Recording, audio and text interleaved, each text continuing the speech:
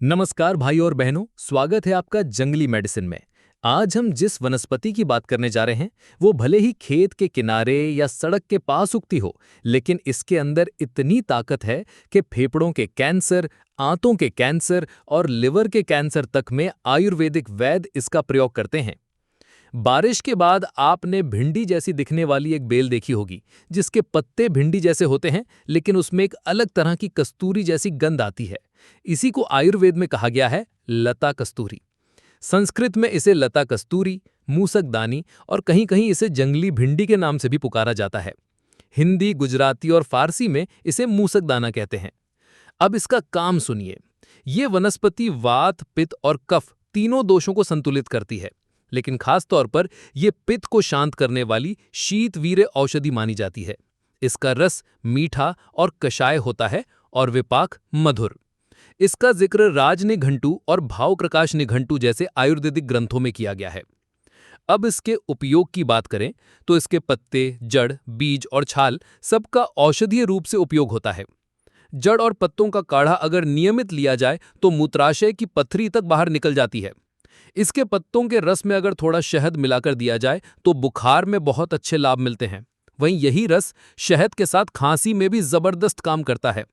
और गला बैठ गया हो या आवाज बिल्कुल बंद हो गई हो तो इसके सूखे पत्तों का चूर्ण हुक्के या चिलम में डाल के सेवन किया जाए तो गला तुरंत खुलता है। ये मैंने खुद कई बार लोगों को फायदा होते देखा है। अब इसका एक और अद्भुत प्रयोग, जिनका गला बार बार सूखता है वो लोग इसके बीज को बस मुंह में रखकर धीरे धीरे चूसें, तुरंत राहत मिलती है। और अगर बात करें मुंह के अंदर के रोगों की, छाले हो, बदबू हो या जीभ पर पीलापन, इसमें भी ये बहुत लाभकारी है। इसके बीज और जड़ को पीसकर अगर सांप काटने पर पिलाया जाए तो भी पुराने वैद्य लाभ बताते आए हैं। और महिलाओं में जो श्वेत प्रदर यानी लिकोरिया की समस्या होती है, उसमें भी इसकी जड़ का काढ़ा बहुत अच्छा असर करता है। अब बात करें हृदय रोग की, जिनका दिल कमजोर है या धड़कन तेज हो जाती है, वो लोग इसके बीज, पत्ते और जड़ों का काढ़ा बनाकर पिएं तो दिल को ताकत मिलती है। कई लोग इससे गुलकंद भी बनाते हैं, जो शरीर को ठंडक देता है और मानसिक तनाव में भी लाभदायक होता है। अगर कोई व्यक्ति शारीरिक और मानसिक दोनों तरह से थकान या कमजोरी महसूस कर रहा हो तो इस वनस्पति के पंचांग यानी जड़, पत्ता, छाल, बीज और फूल, इन सब को घृत और मिश्री के साथ सेवन करें, बहुत ही अच्छे परिणाम मिलते हैं। अब अगर आप इसे पाउडर के रूप में रोजाना इस्तेमाल करना चाहें तो इसमें आप शतावरी, विदारी कंद और सोंठ बराबर मात्रा में मिलाकर चूर्ण बना लें। ठंड में अश्वगंधा और काली मूंगली भी मिला सकते हैं। आयुर्वेद में इसके दो प्रसिद्ध योग भी हैं, एक है अरविंदासव और दूसरा है उत्पल आदि घृत। ये दोनों आपको आयुर्वेदिक कंपनियों के माध्यम से मिल जाएंगे। किसी भी अच्छी कंपनी का लेकर आप इसका लाभ उठा सकते हैं।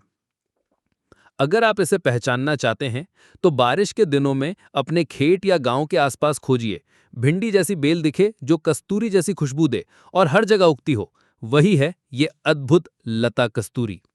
अगर आप इस वनस्पति को खरीदना चाहते हैं तो नीचे डिस्क्रिप्शन में हमने लिंक दिया है, आप junglimedicine.com पर भी जाके जानकारी ले सकते हैं।